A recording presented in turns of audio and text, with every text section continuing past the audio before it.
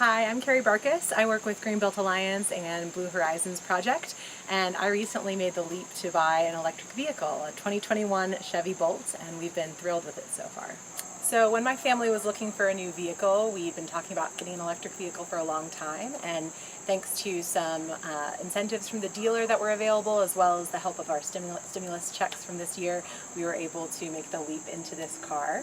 Some of the things I wasn't sure about going into this is having two young children, two big car seats, whether a smaller vehicle like this would really work for our purposes, but it's actually surprisingly roomy. I previously had a small SUV, and my Chevy Bolt feels equally as spacious, if not even more so, thanks to the really clever design. So this is our daily driver. Both my husband and I use it for most of our needs around town. We do also have a gas-powered vehicle, my husband's older car, that we use for longer trips when needed. But this is what gets us from point A to point B most of the time and is really great for most of our needs.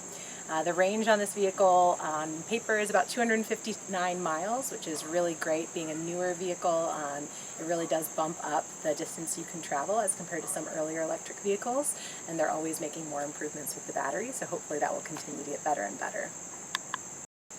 So as many of you may have heard, there is a recall active on Chevy Bolts. Initially it was for some of the earlier model years, 2017 to 2019, and more recently in late August they updated that to all model years from 2017 to 2022. In some cases they're replacing the battery and actually giving earlier model years a brand new battery with more range, so that's kind of a nice upgrade for many vehicle owners. I think for some of the newer model years they're just doing a software update, so you just head into the dealership for the recall and they take care of it. And my understanding is after that's done, you're in pretty good shape.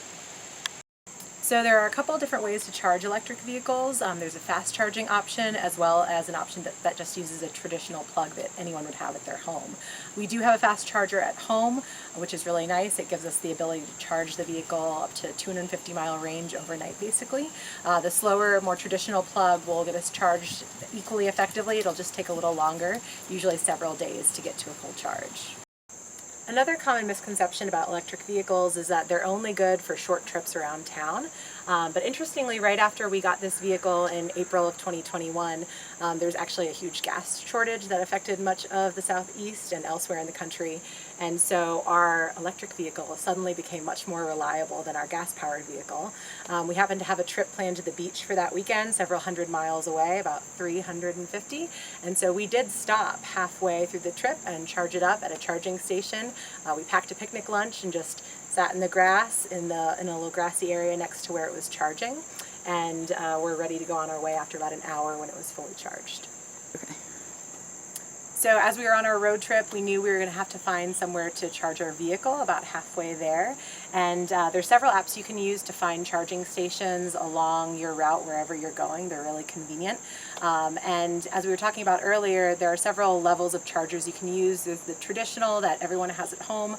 There's a fast charger that's a little faster. And most charging stations actually have level 3 chargers, which for our vehicle charged it from close to empty to close to full within about an hour. So it was great. We were able to stop with our kids, have a picnic lunch, and be ready to go an hour later. So my top 3 favorite things as a new owner of an electric vehicle, beyond number 1, of course, just being the fact that these are so much better for the planet and more sustainable. The second item beyond that would be the utility and affordability of an electric vehicle. It's been really great, a great hauler to take my family around town, super reliable, very affordable with lower gas costs and much lower maintenance costs. And one thing I had no idea about before getting an electric vehicle is the regenerative braking. The way that works is really interesting and also will save a lot of maintenance costs in terms of not needing to replace the brakes as often and also extending the charge life on the battery. It also just makes it a lot easier and more fun to drive around town.